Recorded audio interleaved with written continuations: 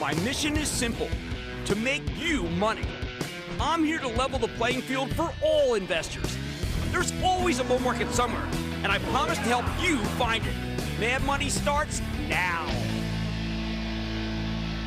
Hey, I'm Cramer. Welcome to Mad Money. Welcome to Cramerica. I'll be able to make friends, just trying to make a little money. My job is not just to entertain, but to educate, to teach you. So call me at 1-800-743-CNBC. Tweet me at Jim Cramer.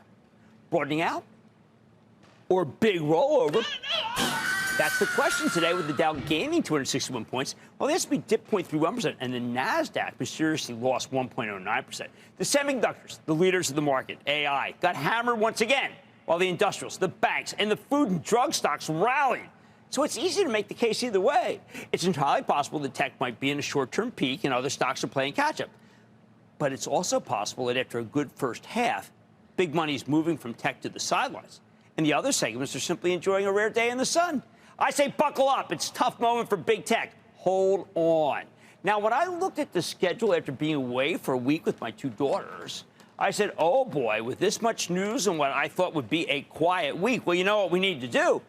We need to have a game plan, the one I would have served you on Friday had I been here. Tomorrow morning, Carnival reports. We know that the TSA is talking about booming travel, and the cruise lines have bragged endlessly about strong bookings. But so far, the good news has only accrued to Royal Caribbean, with the stock that's up 19% for the year. Meanwhile, Carnival's down more than 11%. We'll play catch-up. All at this point, listen, everyone knows the good revenge travel story. Full-up bookings, a dearth of new ships coming online. The bad news? A perception that this is going to be the last good quarter for bookings. Something that I don't really think is possible, but that keeps dogging the stock. After the close, we hear from a company that I really, really like, FedEx. I think you can have a decent quarter, but I worry about any sign whatsoever that business may have slowed. My biggest worry, that the Fed has kept rates high to cool down commerce, and anything that cools down commerce, of course, truly hurts an outfit like FedEx. Still, odds are I think we're going to get better bottom-line results, and that's because of aggressive cost cuts by great management.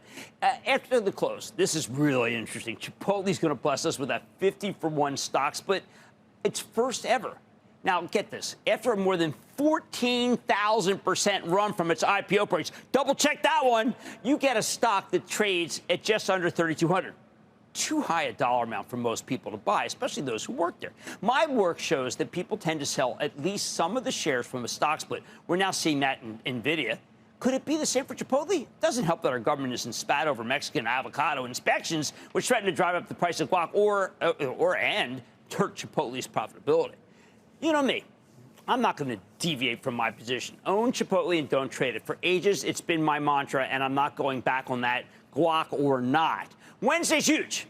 It starts with General Mills. All right. Now, this bit of a quandary. The human portion of the business is viewed as vulnerable to the GLP-1 weight loss drugs. The pet part, Blue Buffalo, is on fire. Still, at 12% of the mix, pet food may not be able to move the needle. And if you combine it with the 7% that is yogurt, which apparently is a big winner in the new weight loss world, it may not be enough either. Snacks, cereal, and dough, that's D-O-U-G-H, not like, well, you know, not like dollar dough.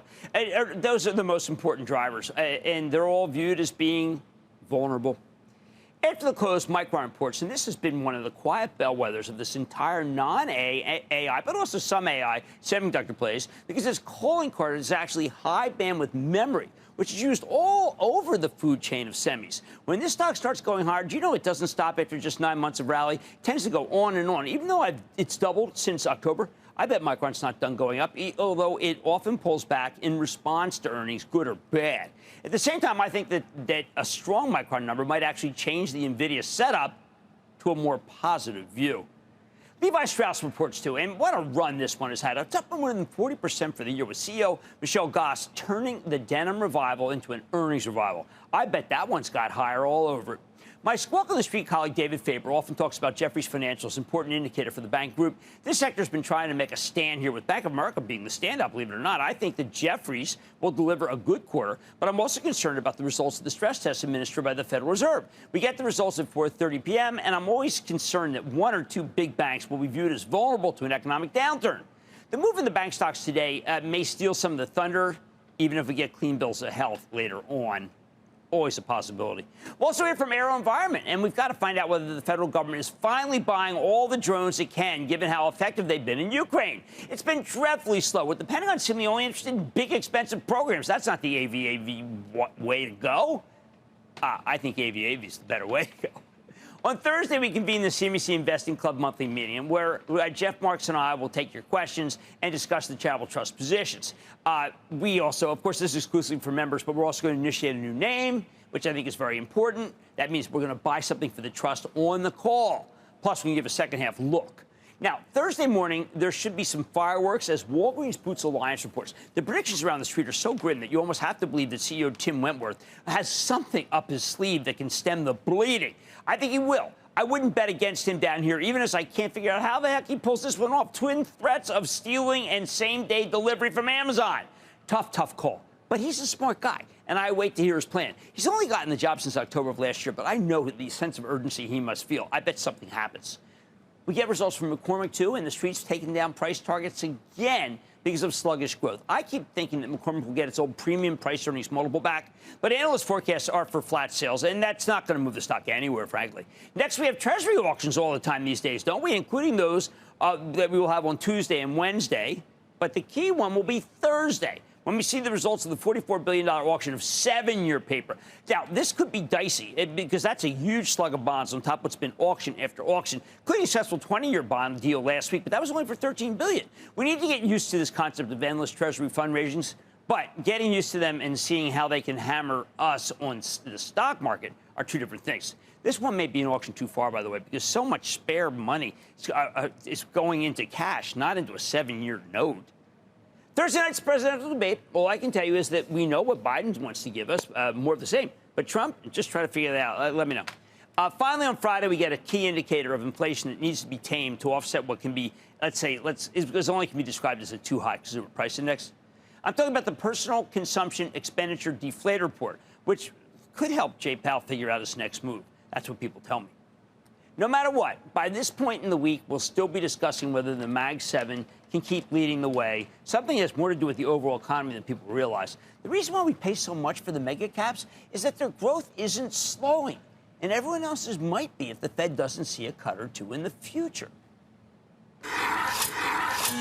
Bottom line, it's just a lot easier to buy a stock that has a chance to outrun the economy than one that will be brought down by the economy. Not a new prescription, not a new concept, just one that's gotten a heck of a lot bigger than we ever thought possible because of the market capitalizations of the winners. Bob in Arizona. Bob. Booyah, Jimmy Chill. Holy cow, the Chill Man is in the house after a little bit of time in the Montana wilds. How can I help? I'm a member of the club, and I want to thank you for everything you've done for us home gamers. Thank you. I hope to see you on Thursday's call. We're doing, Jeff and I write on it every single night, so please be there. How can I help you now?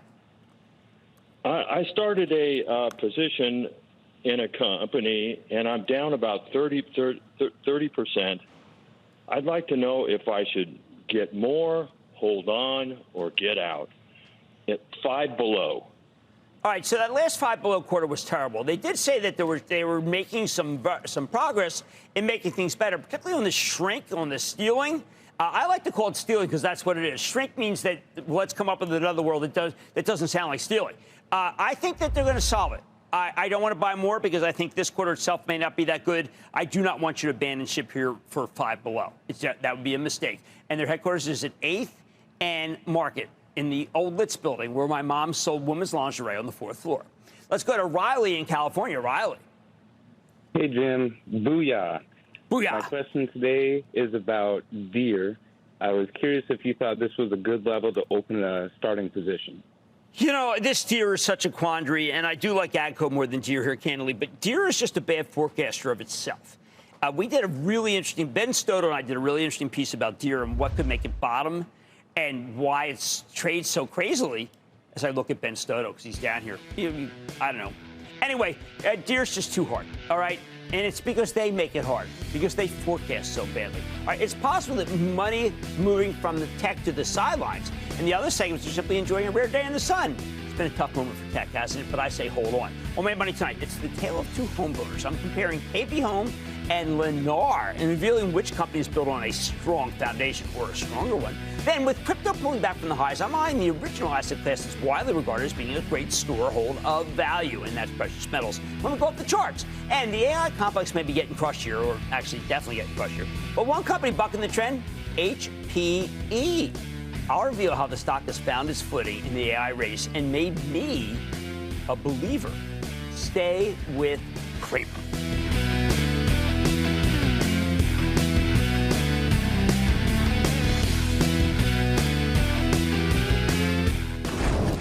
Don't miss a second of Mad Money. Follow @Jim Cramer on X. Have a question? Tweet Cramer. #MadMentions. Send Jim an email to madmoney@cnbc.com or give us a call at 1-800-743-CNBC. Miss something? Head to madmoney.cnbc.com.